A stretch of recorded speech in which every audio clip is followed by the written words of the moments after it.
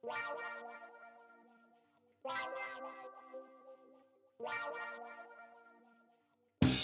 Adventure Jogger, a podcast about trail and ultra running. Meet fascinating runners from the front, middle, and back of the pack, sharing inspiring and funny stories about life and running. Running should be fun, and so should running podcasts. I'm your host, Steven Kornhaus, and this is The Adventure Jogger. Well, on today's episode of The Adventure Jogger podcast, it is the Christmas special. So happy Christmas, Merry Christmas to everybody out there. Hope you're having a good holiday season. And today, to start off the Christmas episode special, we've got the most requested guest of the, when I put it out there, everybody wanted this gentleman on there. They wanted to know if I had heard of him, and I had to look him up to see who he was. No, no, I'm so excited to have Ryan Pluckelman back on the podcast. Welcome back, Ryan. Well, how you doing, Steven? Oh, man, it's great. It's, good chatting with you, and hope to catch up a little bit. Hope you're having a good Christmas so far. So far, so good. It's been a good one so far. No complaints. And happy. How's the weather back there? It was 55 and rainy today. I think we got like 3 inches of rain. So it's crazy. Did you guys get any of that snow that Tennessee got like a week or two ago? We got a little dusting of snow a couple weeks ago, but it's gone by now. So okay. Well, I got to ask, how is life away from the podcast? You know, it's been interesting. I haven't followed much with the sport at all, so I feel like I'm kind of out of the loop on what's going on in ultrarunning, except Camille Gate. I did manage to stumble upon Camille going on Wikipedia and changing people's Wikipedia pages. I did manage to stumble on that, but it's been interesting. You know, it's to step away from the sport and not know anything that's going on has been kind of wild, because it's been the first time in 10 years I haven't had the slightest clue what's happening or who's doing what. So, right. Now, I almost felt like going into like creating myself a Wikipedia solely for that thing and just putting myself as one of the greatest ultra runners in the world and see if she would go in and change it. You know what's funny about that is I was thinking about that, and I think 2024 will possibly be the year that ultra running and the community realizes that our heroes and our gods are just people. Right. You know, like we think that just because someone can run really far, like they've got all of it together. They've got great self-confidence. They're well adjusted and everything, and they are a perfect person because they can run really far. I think we learned in 2024, no, they're just as insecure and petty and human as the rest of us. Right. Yeah. And probably even more so, honestly, because they've got all that stress and pressure from sponsorship and races and performing, and they got to, watch their weight more. And they're I can't imagine. It's got to be a lot to deal with. Yeah, for sure. Excuse me. Well, since this is the Christmas special, I wanted to ask a couple of Christmas questions to you, Christmas kind of running related questions. All right. So in your opinion, Ryan, what is like one of the best gifts that somebody could give somebody that's a runner? I think if someone's getting into the sport, I think it's good to get them a nice pair of shorts. Like a shorts. Good quality. Yeah, like Rabbit has a great ultra short that has a lot of pockets in it. And then I think it's their long haul, I think is what they're called. Patagonia Strider Pro is a great short to get somebody because it's got a lot of pockets in it. I think if someone you've been wearing those for years, right? Oh God, I love them, and they get better. They get better every single year. I think a good pair of shorts is nice because you can only go so far in the shorts that you use your Kohl's Cash to buy, that have like one tiny little zipper pocket that's big enough for one key, and that's it. And you can never get it out. Right, never. And you're not going to get your phone in there at all. So I would say, get a nice pair of shorts to someone who really likes running, who is getting into it this year. Your seasoned runner, I think you want to get them a nice hydration thing. Like, do they have the latest Ultimate Directions, version 9,000, vest? If not, get them that. I like the Karl Meltzer 2.0 belt. Makes you feel like Batman when you're running because you got this stuff everywhere. So Yeah, I that's think nice. that's a good Christmas gift too. We should start calling those utility belts because isn't the Batman belt called a utility belt? Yeah, I It should think be it's called a called a, utility belt. it sounds Yeah, more like a exactly. nutrition belt. Like, yeah, I got my Right. utility belt. Or a hydration belt on and a waist belt. Right, Oh, I've got my spectacles here. Yep, exactly, Yeah. exactly. Oh man. Well, what kind of running traditions do you have around the holidays? Do you have anything you do? Maybe go for a Christmas 5K or Christmas walk or just binge watch, Die Hard. It's funny, since I left the podcast, my relationship with running's completely changed. And so now I don't feel guilty about only running 3 to 5 miles in the morning. I'm going to, like, Thanksgiving. I ran on Thanksgiving. I'll probably not run on Christmas Day because I'll, with the kids, but I might. I mean, I might, because it's just my kids are older, so Christmas takes way less time, and there's no Legos for me to set up or anything like that. So I'll probably go for a run on Christmas. It won't be like I'm not going to go like, hey, I'm going to run 24 miles for 2024. I'll do 2.4 miles for 2024, or I'll do 3 or 4 miles on Christmas morning. So I'll do that. Right. Yeah, that's a good plan. I was curious if you were still running. So you said you kind of lost touch with the ultra world, but you're not tracking it. But you are still running and putting in the miles and Well, yeah, I'm still running. I was able to. We talked about this earlier. Did you get one, Steven? Did Apple send you a free one to test, or did you buy that one no, yourself? I paid for this one. I paid for this. Okay, so I paid for this one as well. I've recently jumped into the Apple Watch Ultra world, Oh yeah. which I kind of poo-pooed on it for a while because I'm like, oh, it's only got a 16-hour battery life on full GPS. Not I even don't also. right. I don't plan on running anything that long anytime soon. So for me, it's the perfect running watch. And I'm sure version 3 will probably have 30 hours on full GPS or whatever. But that's been oof. You can you can text people while you're running on this stupid thing. It's amazing. Right. And you don't even have to use your hand. You can just double tap, and speak. It's fantastic. It's so stupid. It's so ridiculous. Right. You carry around it weighs a ton. It's giant. It's like you're carrying this phone on your wrist, but that's been fun to play with. So Yeah. Now, have you just gotten it recently? the past month, yeah. I was like, Okay. you know what? Because the Koros that I had, the way I was running now, it's like, oh, I can charge that once a month. And I'm like, well, let's try something new here. So I got one of these and have been having a good time for the last month with it. So just wait till you have till you can run with it with maybe some mittens on or some thick gloves because it's cold. You'll still be able to answer those calls. No, yeah, it'll be great because you're going to be able to answer those calls. And with just double tap, even with the gloves on, it works. Right. I've done it at 11,000 feet going up Bar Trail. It's awesome. Probably one of the coolest technological advances for us as runners to be able to communicate easily on the trail. I love the thing. It's ridiculous. Yeah. All the things you don't need. It's like, do you want to know your blood oxygen level? I'm like, no, I don't need to know that right now.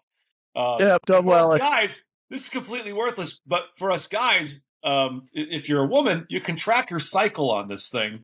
And I'm not talking about your bicycle.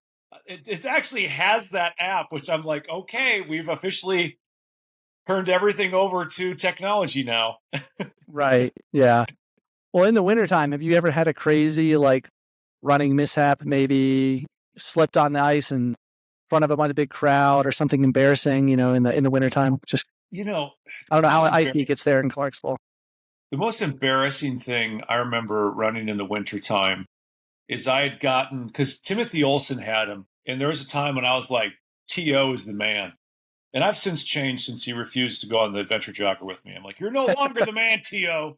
But he was wearing a capri. He had capri length running tights for winter. And he was like, these are great because they give your ankle, they give the lower part of your calf and your ankles some air so they breathe a little better and they're not quite as hot as regular running tights. And so I ordered a pair of 3/4 length. They were Pearl Izumi running tights. And I wore those things out one winter. And I remember I was running down a road and a car passed me. And I think they must have thought I was a woman or something because they really look like yoga pants. So your butt was looking good. Yes, and I remember the car driving by and honking, and the guy rolling the window down, and he called me a lot of words that you're not allowed to say anymore. Right. questioning my sexuality, and very disappointed that I wasn't a woman. And he hung out for a good long time, and it got really uncomfortable. So Oh, wow. just know that if you're going to wear 3/4 length running tights, you got to be in the right part of the country to do that. I think Colorado, you're not going to have that problem because everyone else is wearing them. But Tennessee, you're going to get comments. Alabama, you're going to get shot. So just know that going in. One of the other guests I had on the podcast did a thing where he ran across from Washington to Texas, and he mentioned running through Tennessee and getting chased by dogs, having some people that would drive up and be like, "What are you doing out here, boy?" And it was interesting for sure. Jeff, who's waiting to talk, Jeff Stafford, you have been, for whatever reason, people with dogs and running by dogs, you've had so many dog encounters. Not even just like with the crazy Laz races, but just like running in rural Tennessee in your neighborhood. You've been like Wow by dogs and people threaten to kill you and stuff. You did that? Oh my gosh. A dog with a stick once, Jeff? Yeah. Yeah. Was this like a trekking pole stick, or did you have to pick up a stick from the side of the road? A lot of times I'll run with a sawed-off broomstick. It happens that frequently that you could like carry something. Yeah, it's got some pretty crazies out in our country roads out here. So, do you have any nails driven through the stick? Half a broomstick with a leather lanyard on it, so you can keep control. Oh, there you go. Get that thing really going with some power. Like a cop nightstick type thing. Have you? I was going to say this could be like Jeff's retirement. You could sell these and call them the Stafford stick, the Stafford Ultra stick. There you go. And people the Stafford Whacker. Yeah. The Stafford Whacker. Right, the Stafford Whacker. I like it. The Stafford Whacker. And then everybody who does one of Laz's ridiculous races can get a Stafford Whacker and carry it with them. You could retire off of this. It's in the swag bag. I mean, Colonel Sanders got his start late in life. Why not me? I mean, Well, how are you, Jeff? How's Christmas treating you so far? Good, Steven. Pretty good. Pretty good. All's quiet on the Western Front here, so. Yeah, well, good. I love the Christmas attire. For those not listening, he's got a wonderful Christmas sweater, or not watching, I mean. Yeah. A beautiful Christmas sweater. It's the ugly Christmas sweater, compliments of Miss Pluckelman, so. It's my wife's old sweater that Jeff took for a beer bottle years ago. It looks good on you. It still fits. Got my little elf. I got a Santa hat. And he's got the elf hat going on there. Christmas tree in the background. It's all set. Nice. So have you been bitten by a dog running around there? I've been nipped. No blood drama. You could feel the teeth on you. So. Yeah. I got bit once back when I lived in Deer Lodge, Tennessee. It was by a Catahoula cur, which is a pretty big dog, like a kind of a vicious dog. That thing charged at me, came out and like bit on both sides of my calf, and like nasty bites, blood drawing out. This was only 1.5 miles into my run, and I finished 9 miles after getting bit. And then a cop drove by. I waved him down, and he took me out to the guy's house, and we talked to the guy, and he was real cool, and he was a vet apparently, and said the dog was been treated. So I was like, well, take care of your freaking dog. Put him on a leash. So could you stitch me up as long as I'm here? Right. Yeah. If you're not too busy. The best dog chase story I heard, a friend of mine was running in rural Tennessee, and some guy let his dogs out. The dog started coming up to him. And so this guy's a big guy, a scary looking guy. And as this dog was running towards him, he just looked at the owner and said, "Call your dog back or I'll beat the shit out of you. And then I'll kick your dog." Oh. Wow. Come back, Scruffy. Oh man, that's what I will definitely say. That's a big thing I noticed about Tennessee and Colorado is the dog owner. The dog owners here are far more respectable. That works. Yeah, whatever. Towards other people, like they Yeah. keep their dogs on leashes, and if somebody comes, they'll stop and move off the trail. Tennessee, you walk, they're always off trail and come up on. Oh, he's friendly. That's I was going to say, Tennessee, it's like there could be 50 signs. Dogs must be on leash. Right. Do you think any of them are on a leash? No. That's a suggestion. Yeah. Rule. Right. And the dog's like, and he's like, oh, don't worry, he's friendly. Still, he doesn't bite, and you're like, yeah, he doesn't bite you. Right. Exactly. But if you have the Stafford Whacker, you won't ever have to worry about dogs again. Exactly. Got to market it. You need probably a good, like an 18-inch string on that whacker to get it really going, something like that. It's like a piece like a leather thong, like a strap you put on that thing. Oh, there you go. Leather thong. Just get one of your old ones. There you go. Not that kind of thong. I was thinking 550 cord, something like that. There you go. I can guarantee PETA will not be in any of the commercials on this episode with our talk about whacking dogs with a stick. No, I'm to the point, like, I used to be more cautious, I guess, but ever since I got bit, if I see a dog come up on me, like, I don't care if there's an owner with me, I'll get aggressive with that dog and yell right back at it and, like, get ready to defend myself. I have found that that's the best approach is if the dog is charging you, charge the dog. Yes, and loud, too. Yep. Mm-hmm. Yep, that works every 100%. Single time. You got to make yourself big and crazy. Like, you have to show the dog you are crazier than the dog. So the dog's like, I don't know if I want to get bit by this human. So they take off. No part of it. Right. Exactly. Exactly. Well, Jeff, what piece of running gear, Jeff, would you think is a great idea for somebody that's shopping for a runner? I would think Ryan said shorts. Yeah, I would think something along the lines of foot care related, i.e., either the shoes themselves, get properly fitted for shoes that you're comfortable running in, and or quality socks. Don't run in junk cotton socks, and just get some good quality Swiftwick or whatever your features, whatever your flavor is. Foot care that takes out more people in races probably than anything. Yeah. Do you know what I found with foot care? Now, I can say this now because I don't care, and I don't want to make it. I don't care if I make people mad. You can buy socks that'll do the job for much cheaper than the ultra socks out there. Like you can go and you can buy nice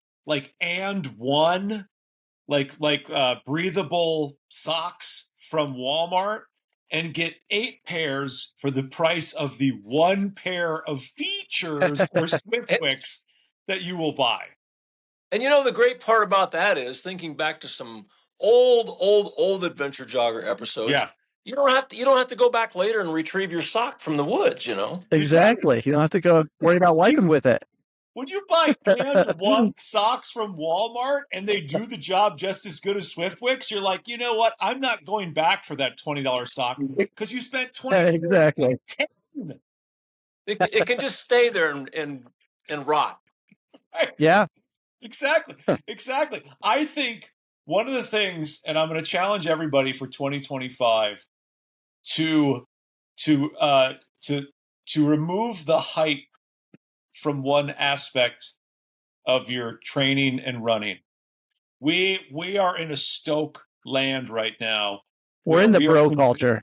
Yes, we are convinced we need all of these things that we absolutely do not need. You do not need $250 carbon plate shoes. You don't need them. Heck no. You also don't need a $7 250 calorie gel. You can just use a Snickers bar and get the exact same thing. Or Karo syrup. Oh gosh, no. Okay, I can't do that. Have you tried the Karo syrup? It's just too thick and too no. Snickers bars though, that was like my go-to before we went plant-based. Like I would carry Snickers. Anytime I went to Frozen Head, I'd have at least 2 full Snickers in my vest. Or Payday. Or Payday. There you go. Payday. Now I really like Reese's cups as well. Those are great. Those don't freeze. The peanut butter doesn't freeze. So if you keep it in like really cold temperatures, you'll be fine. I just ran at Frozen Head this past Saturday, and I fueled on garlic flavored instant mashed potatoes. Ah, homemade, I guess.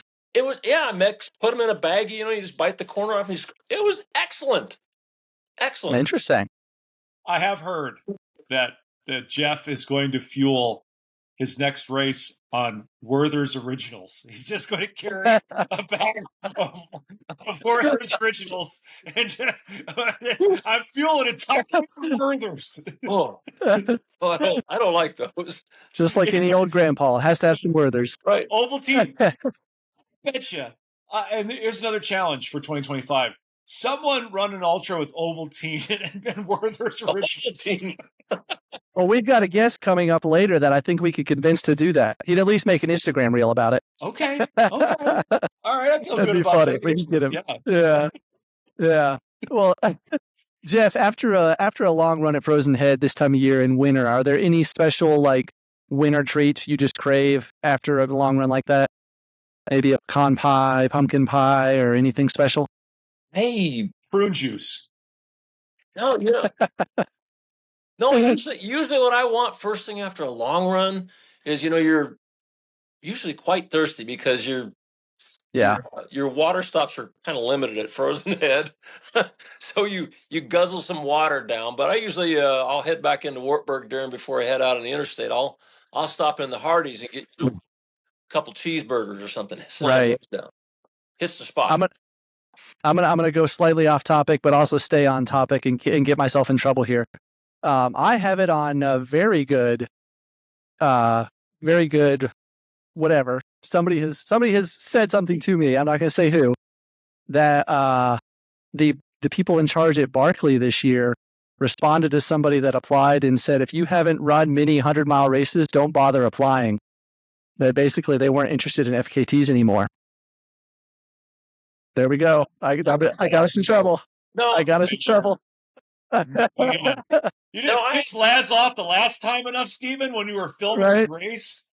Come on. I know Laz is I've actually read something along those lines, but this was several years ago. I read something that it was something in effect for, if you haven't run any 100-milers in general, don't bother to apply. I mean, they were like, the person did say that, FKTs are great, but how do you react, 30 hours into a 100-mile race, kind of things. If you haven't run many hundreds, don't bother applying.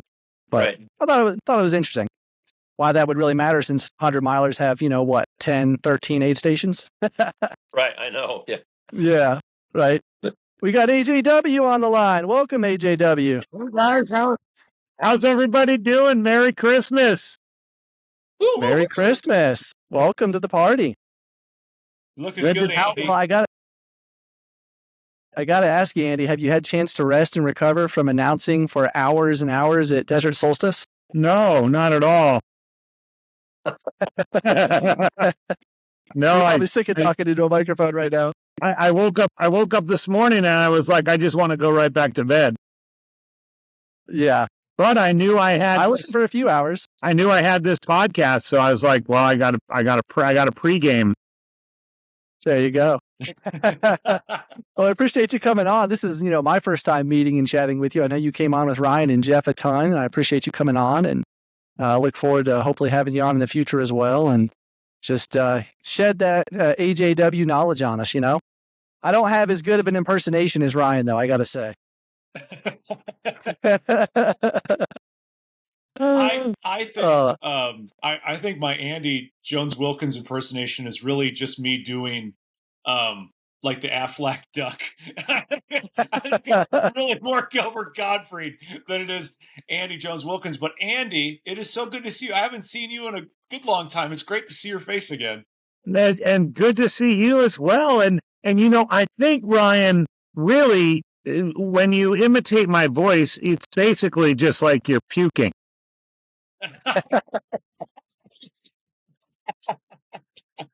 And any ultra runner can relate to that. So Right. You, Andy, I think Andy has the greatest puke video of all time. If you can find the video of Andy Jones Wilkins puking at Leadville, that's the greatest ultra puking video that has ever been put on social media. I mean, it really is 2 minutes in 2009 that are really etched in ultra running lore. I gotta say, and when I mean, there were no phones back then or anything, and obviously the pacer I had at the time, Kevin Sullivan, had the wherewithal to be like, oh, this is mile 75 of Leadville, and AJW is peeking all over the street. I'd better record it. So he had a recorder. His camera, those shoulder-rested cameras. I know, right?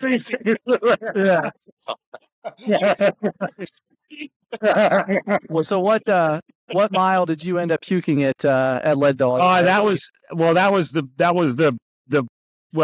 puked a lot at Leadville, but that was the one that was caught on camera. So it was about, I don't know, mile 76 or so. I mean, okay. back in the day, I pretty much hit like 500 for puking at hundreds. It'd be like I'd get to about mile 60 and it'd be like, oh, it's going to be one of those days, or it's not going to be one of those days. And it just so happened that Kevin got it. Now, that was a year I had also done Western States and Hard Rock before. So I was running on fumes. So the puke that came out was not, good, wholesome, Midwestern or Tennessee puke like, Ryan and Stafford have. I mean, this was pretty much, this was kind of gutter ball action. Yeah, I can only imagine. So you didn't have any chunks coming out of your nose or anything? Oh no, dude, there were no chunks. I mean, there's no corn. There was no corn in there. Andy had not had corn on the cob the night before. No gummy bears, no M&Ms. It was no Advil. I mean, one of the great puke stories from Leadville, though, was the year Joe Kulak set the Grand Slam course record. He puked at mile 4.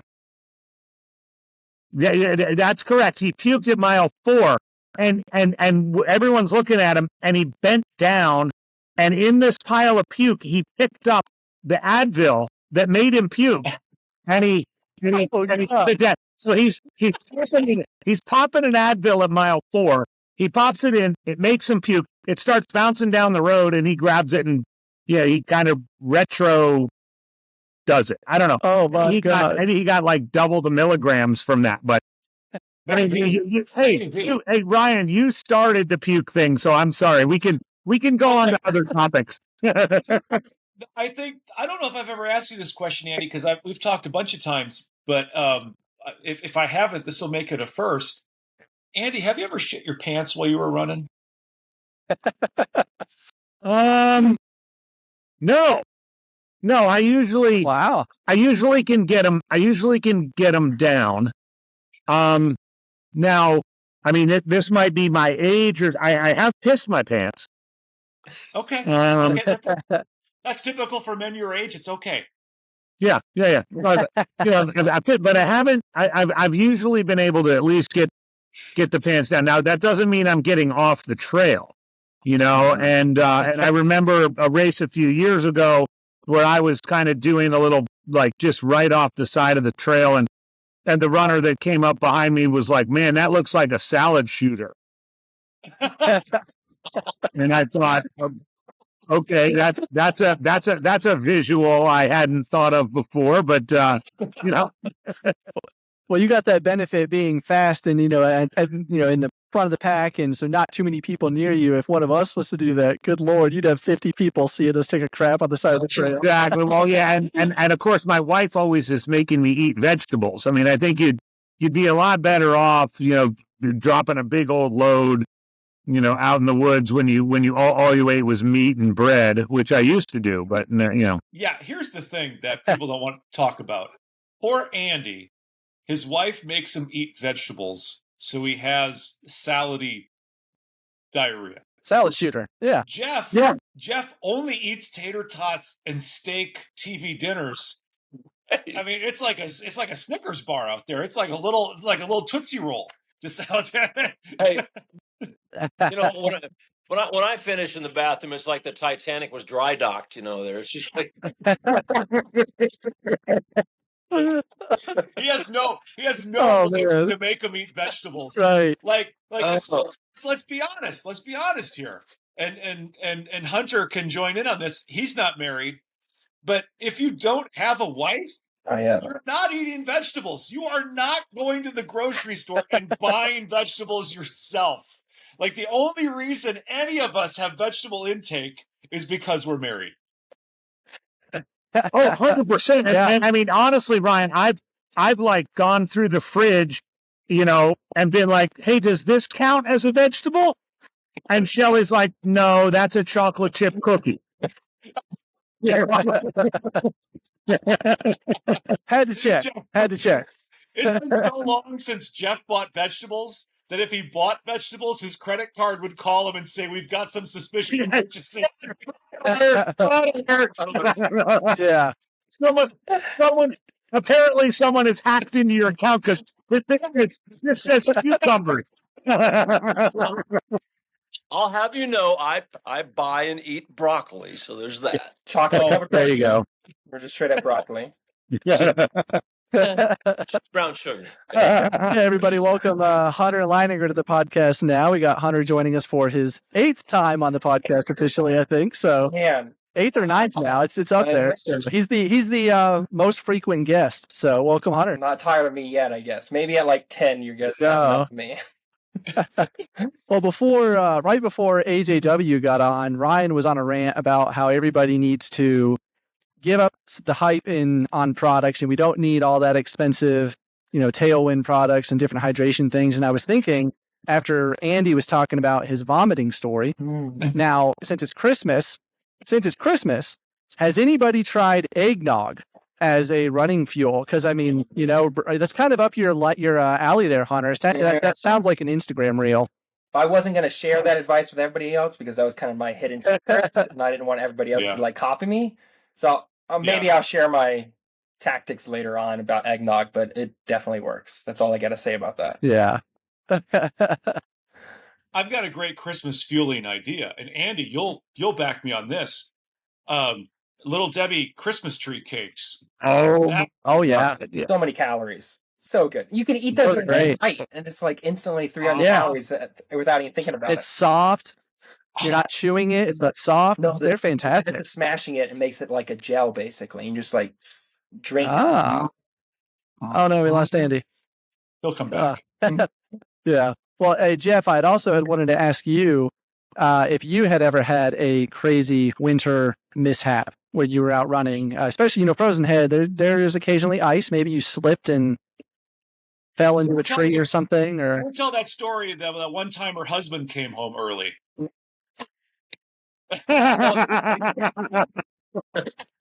When you say crazy winter story, winter running story. Crazy winter running story. running story. So good. I don't know, not really. Nothing crazy. The other day, this was 2 weeks ago, Frozen Head. I started off running there at, 21 or 22 degrees. And I got about halfway around and, you feel the urge to urinate. And you're like, no, I'm making good time. I want to keep going. And you're like, oh, I feel the urge to urinate. And you're like, no, not now. I can't be bothered. You know how it is when you're running. You're like, I'll eat when I get time, or I'm going uphill, or what. You're constantly putting things off. Well, needless to say, I had a little leak. And about an hour later, I'm like, why is my leg so cold? And I looked down, and there were ice crystals there. Are they yellow ice crystals? No, they were white. And I thought, oh my God, what if someone sees me? I'm like, Oh, I'll just tell him it's a salt stain. That's pretty good. A great opportunity for Jeff to launch the Depends Ultras. There you go. Get those babies out. Bladder Have you seen, though? What? Have you seen With Death actually released a product? It's a wearable, it looks like a leather BDSM product, but it's a diaper for people that go to concerts. What? And that could probably cross over into the ultra world, so you don't have to stop. You could just wear it. It might chafe a little bit, but yeah, it's out there. You can buy this product to go to your Taylor Swift concert and not pee yourself. Intentionally take a dump while you're running. Intentionally, yes. Yeah. I don't know about dumps. Leave no trace. It's not going to wipe you. Yeah, I don't know. It's gone off the rail. Well, Andy, that would actually hurt, I think. I mean, especially if you had like a, if you're like Tootsie Roll like Stafford versus salad shooter. I mean, I think the diaper would be a lot better salad shooter than Tootsie. It's Titanic, not Tootsie Roll. Titanic. Size matters. Oh, good Lord. No one's listening. Yeah, well. Yeah. Oh, man. No, Andy, I had wanted to ask you, though. So what if Santa was an ultra runner? What would his training plan look like? Oh, I mean, Santa would be a full-blown, like, weekend warrior, right? Because he's got a lot to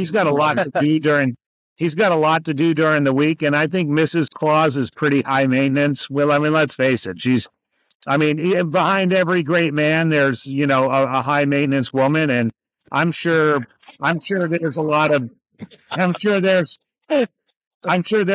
demands on Santa Monday to Friday, to empty the dishwasher and sort the laundry and all of that. So I'm thinking he's probably a 4-day-a-week guy. But I also think he's that guy who kind of goes out for that morning Saturday long run and, goes out for like 8 hours and gets back to his car, and his phone has like 2% on it because Mrs. Claus has been texting him constantly. And then he's like, "Oh, shit, honey, sorry, I left my phone in the car," and of course then Mrs. Claus is like, "God damn it, you've got to stop leaving your phone in the car." Well, we all know Santa, like the last thing Santa does when he gets out of the car is he looks at his phone, he sees if there's any last things from Mrs. Claus, then he hits airplane mode and shoves it in the glove compartment. He's so oddly specific. Sounds like you're done this. Yeah. Is he Santa? Is that what you're saying? Are you Santa's coach? This may be something. Or Santa is also that guy who goes to the trailhead where there's no service, right? I mean, because Santa, he's Santa. He knows all the places, right? He knows if you've been naughty or nice, but he also knows all the secret spots where if you park the car there, and the search and rescue people come for you 3 days later, they're going to be like, "Well, how did we know he was here? Well, how did we know?" So, yeah, but also, I mean, let's face it, Santa's not a high carb guy. Santa's not a carbon shoe wearing person. Santa doesn't need to spend a whole lot of time in an ice bandana, right? Because he's Santa, But he's gonna be eating lots of cookies, though, for sure. He is, and he's going to be chasing the cutoffs, and like a lot of us, he has to look after his animals, and it's hard to run ultras when you spend a lot of time looking after your animals. Yeah, and I'm betting his reindeer are probably crewing as well. So he's got Rudolph, up there with the light, so he can see coming into the aid stations, getting everything ready. Like, I think he'd be a solid back of the packer, but he'd be that guy you'd want to hang out with and take a shot of bourbon spiked eggnog for sure. But I think those reindeer probably are the kind of crew that think the race is about them and not their runner, right? Like we all know those crews and pacers that are like, and they're like hoping Santa drops because they can go to bed early. you know, so, you know, especially Dasher and Dancer. Man, Dasher and Dancer, I'm not going to put them in the first row of my crew for sure. Can I say this about Santa for a second? Now, Hunter, I want you to close your ears because I don't want to ruin this for you. I know. Because you know, I just found out last year, so I'm good. Just mute. I'm good. So, Hunter's a believer. Okay. Hunter believes those of us that are parents, isn't it a bunch of holy horseshit that we work hard all year, we get a list from our kids, we give them the thing that they want the most, and we got to put some made-up guy's name on the name tag, and made-up guy gets all the credit for all the work. Not in my house. Not in my house. From day one, it was Santa's not real. What do we pay for your? We pay for your presents. I was like, we pay for them. We work hard. We want them to be grateful. You know, so I'm grateful for what their parents provide for them. No, from day one, it's been no Santa. Wow, love it. Oh yeah, we keep it real. The Kornhaus household. Man. Well, everybody, we got Brad Finn joined in. We'll get to Brad in a little bit, but you're welcome to join in on the chat too, Brad, and join the fun, man. Yeah. No, I came in. I'm like, oh, what? I know I'm on the East Coast, but I was like, I don't know what's going on here. Perfect. Yeah. Well, Hunter, we asked. By the way, I'm so. He's got a nice background. Really nice. Well, everything we're doing is we're doing right. He does. Everything we're doing is we're doing right. He does have that silver plaque behind him. So exactly. Nice. That's true. Yeah. Yeah. So anyway, Hunter, we had asked Ryan and Jeff, hadn't gotten Andy's response yet. I haven't asked him. I'll ask you first, Hunter. If you could get a runner a gift for Christmas, or what do you think is the best gift out there for a runner? Gosh. Andy, you think of your answer too. And you too, Brad. Best gift for a runner. I don't know why. So far, Ryan said shorts. Yeah. And Jeff had said, what did you say? A good pair of socks, I believe, or some footwear. Yes. So this is serious answers.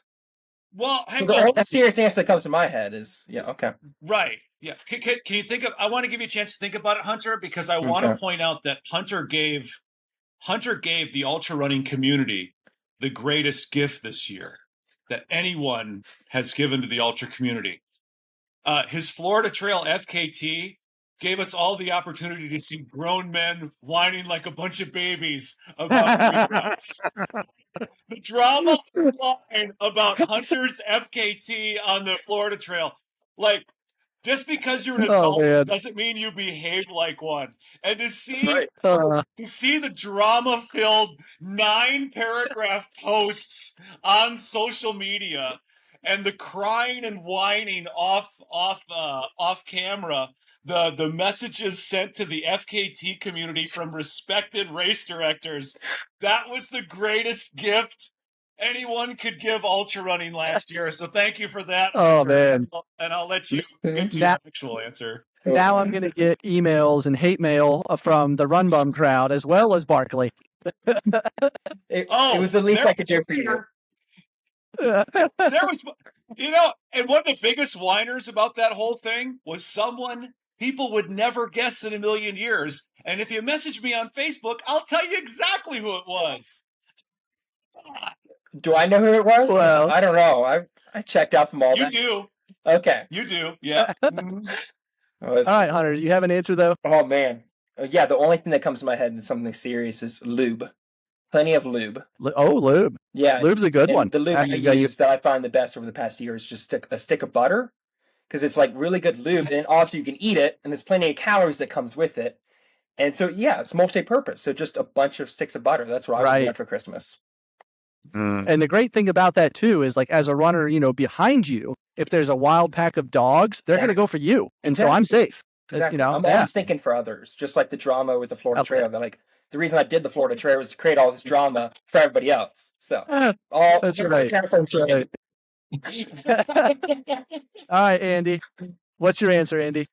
Oh, this is easy, man. I would give any ultra runner on my list, I would give them a live-in Wikipedia page editor.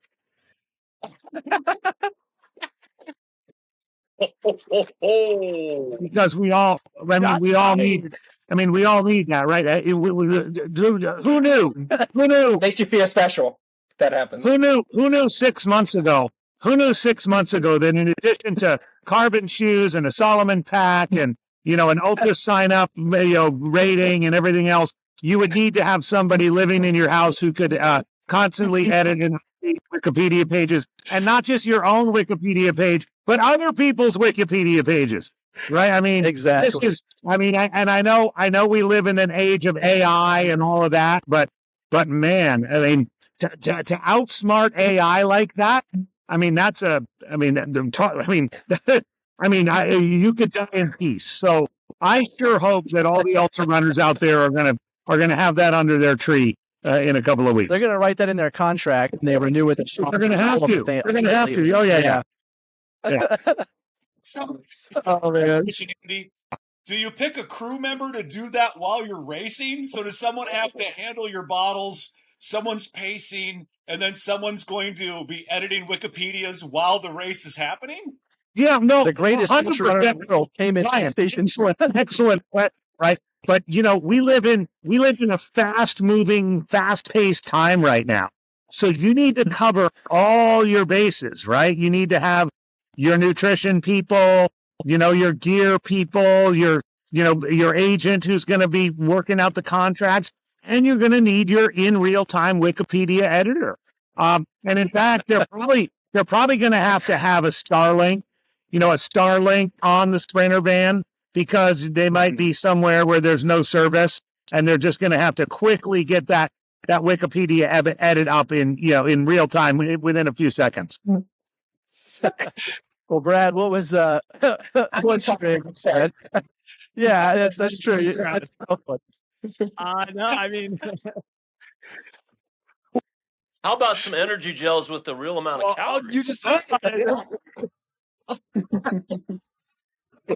on, Brad. Hold on. I was gonna say, all I know is I'm giving out awesome sauce gels that have expired in my cupboard over the last couple of years. But whenever I'm giving gifts, I think about stuff that I would want, and I give the feed gift cards because nutrition is the thing I hate buying the most. So I like to give what I hate buying the most, and nutrition is just one of those things that we have to buy that I just absolutely hate buying. So that's a really good one too. That is a really good one. Yeah, like let them pick what they want. But I agree with the foot care thing. But I feel like feet are like women sometimes. Some people like toe socks, some people don't like toe socks, some people like this. But no, I definitely have a few friends that are getting some expired awesome sauces in their Christmas stocking this year. Yeah, nice. It's funny. Man. Well, different controversies kind of wiped out each other. Yeah. Like the best thing that happened to the run bums crying was awesome sauce had half the calories that it had. So everyone moved on to awesome sauce. Like they jumped off that onto awesome sauce. And then Spring Energy was like, oh my God, can someone do something? Because people just can't stop talking about our calories. And then Camille's like, hang on, here we go. Got to edit some. And everyone forgot about the sauce. Maybe the Spring Energy folks are the one that leaked that to the marathon guy. They might have done it. Yeah, it does. It so does. all these conspiracy theories. Yeah, good, right? Well, Hunter, I wanted to ask you real quick. What if after a big long run, let's say you've been out 30 miles, what's a big craving you have after? Are there any holiday cravings afterwards? I think you just talked about it about 10 minutes ago. Little Debbie Christmas cake. Like, I love zebra cakes, but something about the Christmas ones with a little bit of sprinkles on it, I could just eat 6 of them in one sitting and be perfectly fine afterwards. So that is, I crave that after the run, but I also fuel most of my runs with that type of stuff anyways. So I'm eating it during it, but I still don't get tired of it and I want it afterwards. So I would say Little Debbie. Really? Yes. I would love to be sponsored by Little Debbie's. So if anybody has connections here, that's the only reason I'm on this podcast. To try to work through you guys. You guys can hit me up. I'll bet they're not short. I'll bet they're not shorting you any calories. They're over, I'm sure. They're probably under. Yeah. Brad, what about you? What are you craving after a long run? My wife. Ooh. Can't top that. Good answer.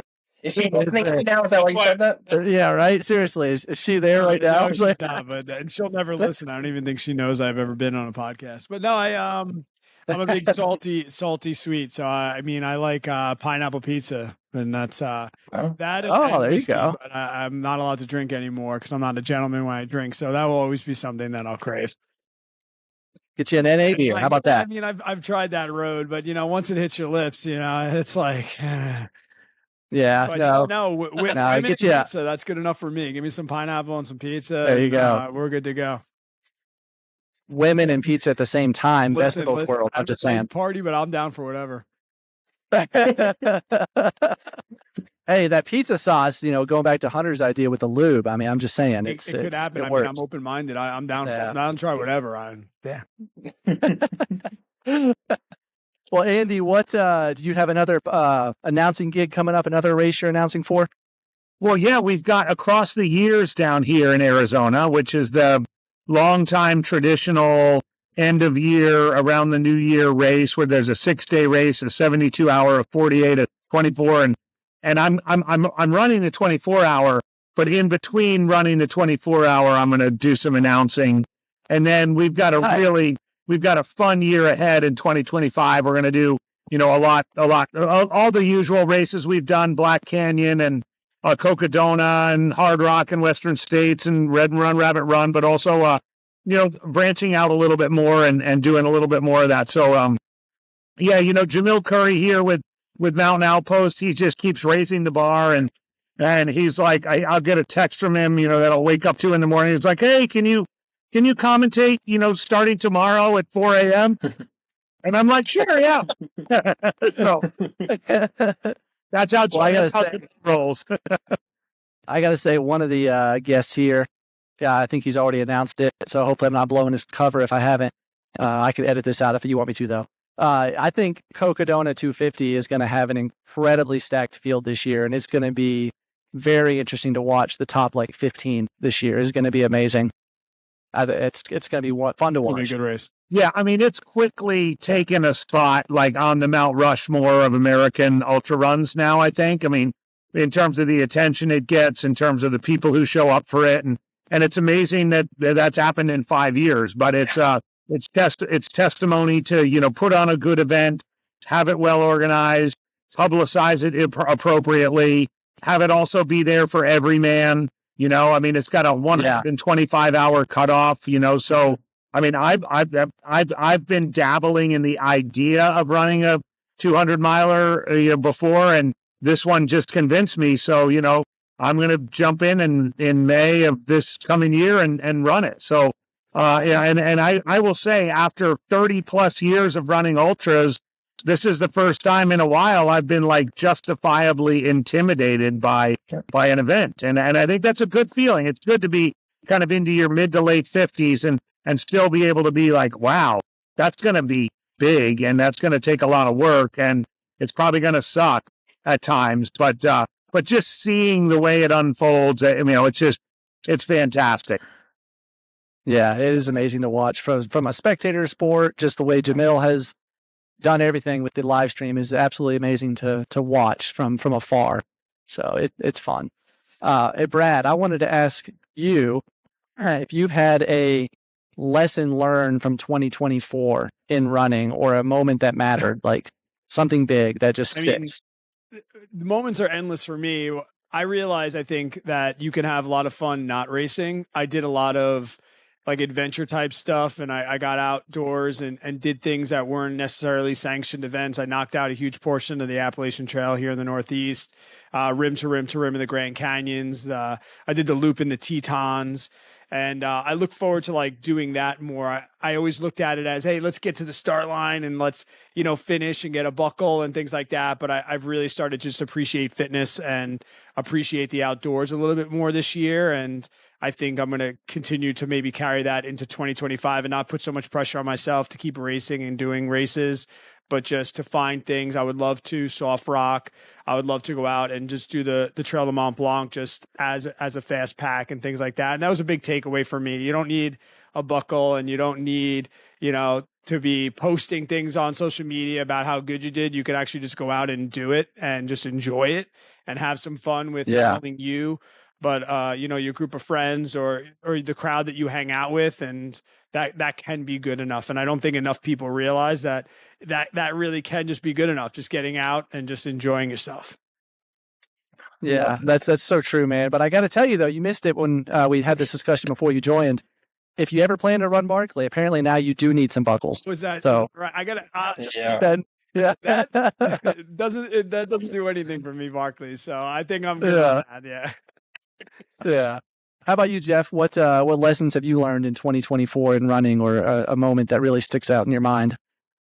I actually enjoyed, you've heard it before, but giving back to the community this past year, volunteering at some races, helped with Vol State this year, and it was amazing to see people come in to the Rock, aka the finish line, and just experience, see, and feel the raw emotion of someone that's been on the road for 6 to 10 days, whatever the case may be. So there's a lot of that. Was pretty powerful, and just seeing all that and helping people out.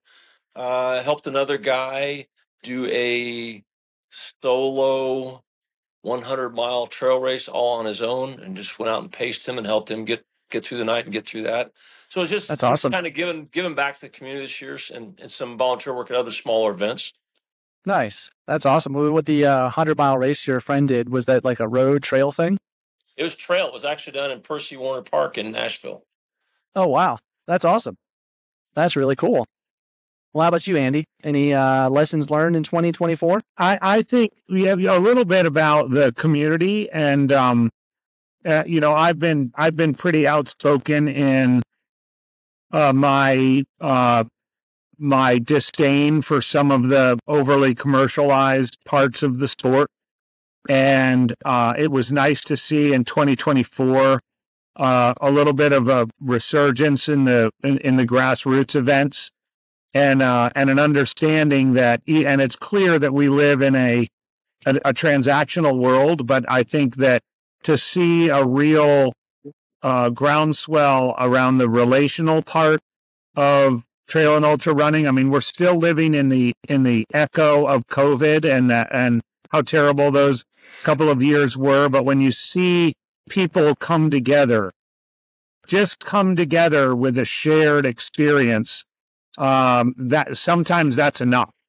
And in a lot of the events that I was able to, both participate in and spectate at and just be a part of, I saw that part of just, this is an excuse, this is a reason, this is a way for us to come together as human beings and just be with one another. That was a huge takeaway for me from 2024, and I hope it continues into 2025, because I think that's always been a part of what makes this sport different than a bucket list sport or something that everybody is a fan of. And that to me, that resonated a lot this year. Yeah, absolutely agree with that. How about you, Hunter? What lessons have you learned in 2024? I know you might have had some big ones. That's the only reason I do this sport, is to learn lessons. And so I would say that there's two main ones that I took away from this year. One was like the fulfillment I could find from helping other people's goals, or is just as much as me doing my own things, if not more. Like helping Tara on the Appalachian Trail this year was more fulfilling to finish that with her and see the impact that she was able to have than me running across Florida myself. So like, I think that was a big lesson that I realized, like going into next year, like helping others is just as fulfilling for me. And then I would think the other lesson, the main one that's kind of encompasses my whole year, was through the Florida Trail and the Iceland Traverse, of like just having the confidence to go out and do these big crazy ideas and not like plan out years in advance and like strategize. It's like the Florida Trail, I had that idea the month before, And I'm like, all right, let me go run 1,100 miles, and figured out how to do it and got the crew all dialed in, got somewhat training for it. But it was just like having the confidence in myself that I could just go wing it in a sense and hopefully just survive the whole thing. I think for years, if I didn't have that confidence in myself, it would be like I planned that out for 3 years, and then something could happen to me. I might not have the opportunity to go do that. So I think just looking back and like, man, I had the confidence in myself just to show up at the start line and then figure out as it went on. Yeah, that's true. That's a good point. Plus, you probably had that range stressing with you, so I mean, you were safe. So easy when you have that. How about you, Ryan? What about you? Lessons learned in 2024? Before I get to the lesson, I want to give Jamil Khoury a free idea for some really good content. It is a shame and a crime that we do not have a weekly show called Night Miles with AJW, which is like set up like an old school late night talk show where there's a desk and there's a band and Andy's behind that desk interviewing runners that come sit on the couch and everyone's wearing running gear. Like, how has this not happened? Like, the sport needs this in the worst way. We have so much garbage, but we don't have Andy at night tapping his pen on his desk going, with his cards going, this is the top 10 things, that needs to happen. I hinted on it a little bit earlier. We laughed at some people made at their expense, and that's always fun when it's certain people. But I think the lesson learned was, again, our gods, our great runners, they're people, just like everybody else. And why we expect people that can run really long distances to have figured out humanity and to be perfect humans. Like, they're just as insecure and petty as the rest of us. And I'm just as petty as anybody else. And I'll make all the run bum jokes I can. But, allowing people to just be people and realizing that, yes, I mean, we laughed at Camille, but I mean, that's not the activity of someone who's happy. And I feel kind of bad because here she is, one of the greatest runners of all time. And to have this now be attached to her legacy, it's more than just the running, but she's a human being. She's a person. She has the same fears and the same doubts and the same habits that we have. So I think some of the polish came off of Mount Olympus in the world of ultra running this year. And I think that's okay. Remember, just because someone can run really long distances does not make them perfect human beings. It makes them human beings, and we're all flawed and follied in our own magical ways. Well, you know what, Ryan? I'm sorry to interrupt you, but I'm glad you mentioned that because I think it might have been on an adventure jogger, I don't know, 6-7 years ago, where you were very excited to talk about the coconut cowboys.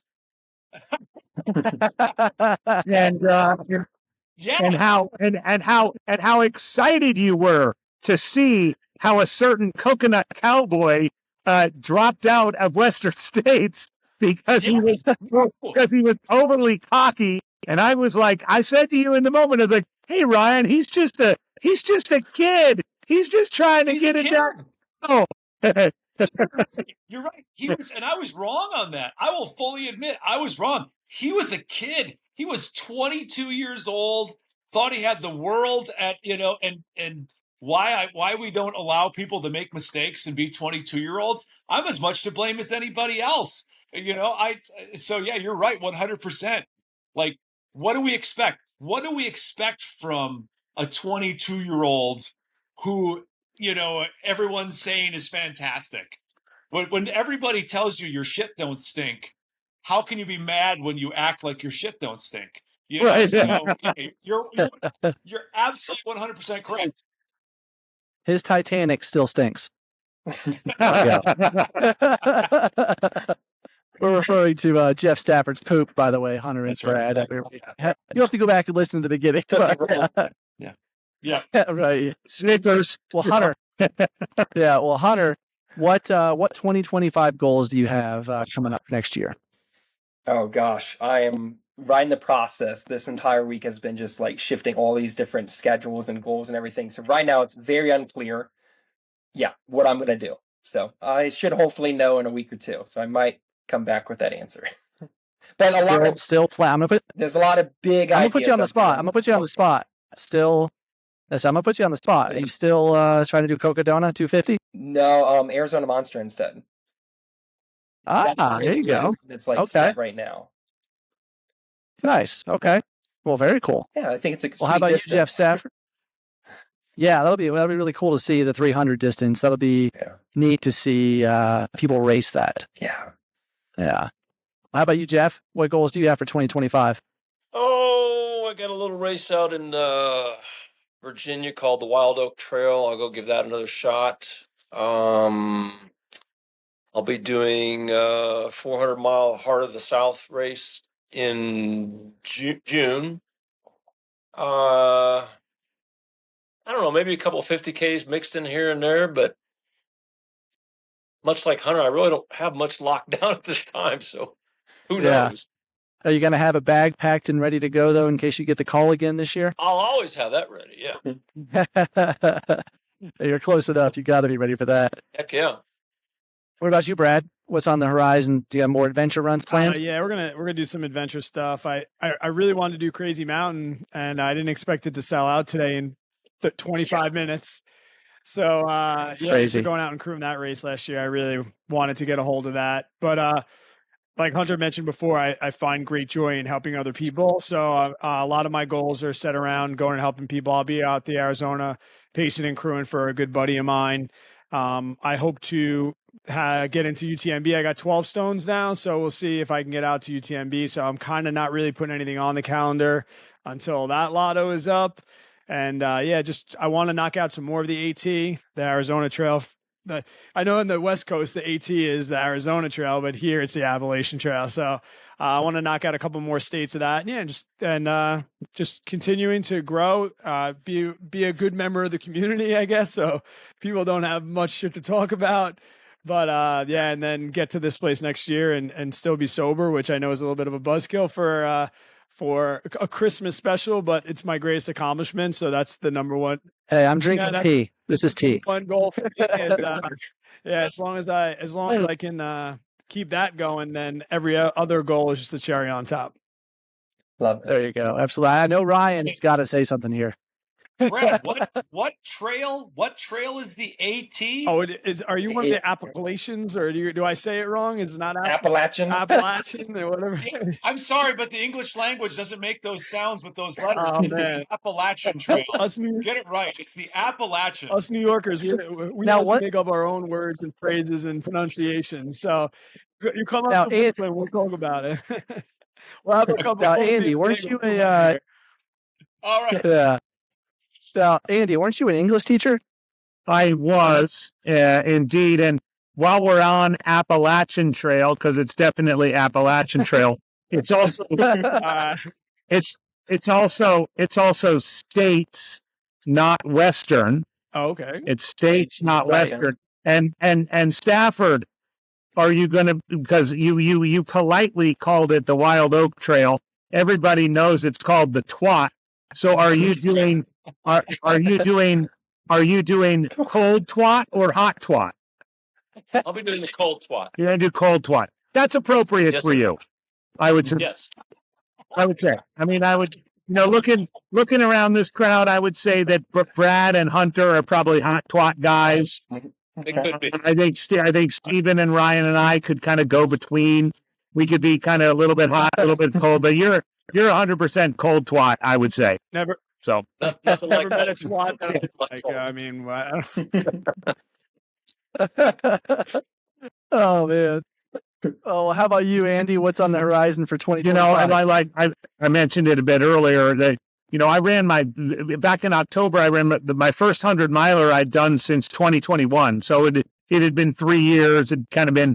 And it went so well that I was like, well, what the heck? I'll just jump into Cocodona. So I'm running Cocodona. I've never gone, a step further than, 100 miles. I mean, maybe some of the 100-milers I've done are a little bit long, but nothing nothing like that. Nothing where you have to sleep and plan for all of those things. So that's a big hairy goal for me, you know, because I've also spent, I will say, like on a personal level, I left education about a year ago to kind of go all in on running related things with coaching and my podcast and writing, and you know, and frankly got a lot of advice from Ryan about, you know, how do you, you know, you don't really make a living with a podcast, or at least I don't, but, you know, learning how to have a podcast that can be engaging to people and can be engaging to you, because I think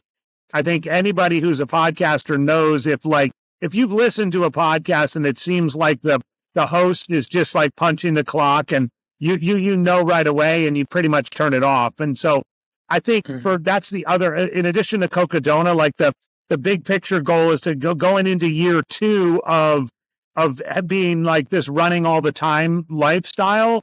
I want to continue to make it work and make it work financially, but also make it work in a way that gives me like satisfaction in my life. And that's kind of that's a fun project. I'm a school teacher, so let me know how that works out, because I'm looking to walk away. Yeah.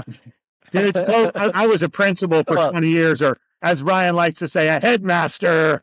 But I got so burnt out in COVID, and like the couple of years after COVID with all the politics and everything else, I was like, done. I'm out of here. So you made the right move. Yeah. Well, Andy, I also wanted to ask you, going into 2025, since you've had both hips resurfaced, correct? No, fully replaced. Oh, replaced. Did you have resurfaced at one point, or did you? Yeah, probably a little longer story. I had resurfacing, and then the resurfacing failed, and so I had them both replaced too. So, I mean, I only have 2 legs, but I've had 4 hip surgeries. Wow. And I found a really good doctor down here in Scottsdale, you know, who specializes in revisions. He's a runner himself. He really gets it. He knew who I was kind of through, I guess, the way people get to know who you are in the sport. And so he was like, I really think you can do this. I think you can run again. I think, you know, it's a ceramic on ceramic procedure. It's anterior approach. At the risk of boring people, it's like, I mean, I'm closing in on 3,000 miles for the year, on 2, you know, on 2 replaced hips. So, yeah, I feel blessed, and I'm 57 years old, and it's not like I'm running fast, and I have to do a lot of the other stuff that none of us like to do, you know, strength training and mobility and all that. But I mean, if I can continue to do what I love, then I'm going to continue to do it. And the hips, when hips go out, it's like, I mean, they crash and burn, like the wheels fall off and go down the mountain. So. Very quickly. Yeah, well, we'll definitely have to chat more, because I don't know if you know, I had a total left hip replacement this year back in September. Ceramic on ceramic, anterior, just like you did. So I'd be really curious. Yeah, let's do it. Let's hook up offline and we can talk more. Maybe do a podcast about it, because I get emails and messages and all the time from people who have hip things, especially guys. And, you know, because so many doctors out there think, you know, it's pretty much a death sentence for running. And I mean, I just ran 22 hours at Javelina. I don't think it's a death sentence. That's amazing. It takes a certain, you know, kind of mindset and attitude, but yeah, there's life after hip replacement. That's so awesome. Awesome to hear. My ass. Well, Ryan, wait. 22 hours kicked my ass. Oh, that's right. Yeah, you did what, 27? Yeah, just under 27. Yeah, just over 27. Yeah, just over 27. Yeah. Okay. So you released me then. Good. Nice. Thank you. Well, I don't know, if I passed you, you probably heard me. Yeah, the squeak. Well, did your hips squeak? No, but I was talking the whole freaking time. I was once it got to be nighttime. It cooled down, and it was just like, I passed 80 people in the last 40 miles. It was like, oh man, this is like the old days. Yeah. Love it. I was one of those 80, I bet. Oh man. Well, I don't know if it was you. I don't know if it was you, Brad, but there were a lot of people who were like really, really stupid in the first 2 laps. Well, I wasn't stupid. I lived in Arizona for years, so I was ready for that. And I've done the Ironman in Arizona. I was ready for the heat. I just I screwed up nutrition and just I had a really great 4 loops, and then my 5th lap was a death march. Brad's the guy. I say Brad's the guy. For any of you that haven't listened to the episode that he was on, the Adventure Jogger, he's come out and said, if anyone is willing to put the money up to at any time of the year, give him 2 weeks notice. 2 weeks notice, pay for his entry fee into an Ironman, and he'll go run it without any training right now. Ironman, so overrated. I'll knock that out in 2 weeks notice. Under 13 hours. I have to go under 13 hours, or I'll reimburse you. Yeah, that's right. He said that ultra running 100 milers are way harder. That's awesome. Yeah, I still hold to that. Even months later, still not a problem. Give me 2 weeks notice. Well, Ryan, let's get to you. We got to hear your thoughts for 2025. My goal was going to be to not follow the sport at all and have no idea who won Western States or any of that. To appear on no podcasts, to not be on any podcasts except this one at the end of the year. But I will make an exception for that. The only media that I will follow when it comes to ultra running in 2025 is I want to follow AJW running Cocodona, because I love you, AJ, and Andy, you're special and you mean a lot to me, and for you to do this, that's primetime television right there. I don't care who wins the damn thing. Right. All I want to see is Andy. I want to see Andy out there crushing it. So Andy, you're the one exception to my rule that I will break for next year. Well, that'll only light a further fire under my ass, Ryan. So, my wife's actually, Shelly's actually encouraged me to do this because, of course, she's lived with me for 34 years. And the one skill that I have that's a really, really good skill when it comes to these 200-mile races is I can fall asleep like that. Anywhere, anytime, I can just fall asleep. And we've been talking, it's like, well, that's what you have to do, right? You're tired, you just lay down on the side of the trail and she has seen me fall asleep everywhere, and it pisses her off so much. Like I'm the guy who's asleep before the airplane even takes off and wakes up when it hits the ground. I'm that guy. Right, seriously. Oh my gosh. I can't. No, I think Brad and I actually had this conversation about backyard ultras. It was with Ivo Stayer, the guy that won the world championships this year, or tied with the other 2 Belgian runners. He can fall asleep anywhere, no matter how long. Just he can close his eyes, be asleep in 10 seconds. And I think that's a skill, for backyard ultra in particular, but even in the 200 distance, that is a critical skill to have. And if you have that, you can be so successful. I did one yesterday, but I didn't make it far enough to have to use that skill. Good problem. Yeah, it's a good problem. I got out of there before I needed to sleep. Good to go, guys. You guys take it from here. Well, guys, I really want to just thank every one of you for coming on this Christmas special. It's been a lot of fun chatting with everybody. Ryan, Jeff, the old 2 hosts here, and chatting again. I hope it's been fun. And AJW, great to have you on and talk to you for the first time in person myself. And Hunter, always great chatting with you, man. And same to you, Brad. I'd like to have you guys all back on the podcast in the future. And definitely hope everyone out there listening has a wonderful Christmas. Well, depending on when this airs, you might have already had a wonderful Christmas. And it was safe, got some presents, good running gear, hopefully got out for a run. And just have a safe New Year, everybody. Merry Christmas to you guys as well. Hope you guys are safe and have fun and drink a beverage of your choice. Eggnog, tea, water, beer, whatever it is. Have fun. And just have a Merry Christmas, everybody. Thanks so much. Merry Christmas. Merry Christmas. Cheers, everybody.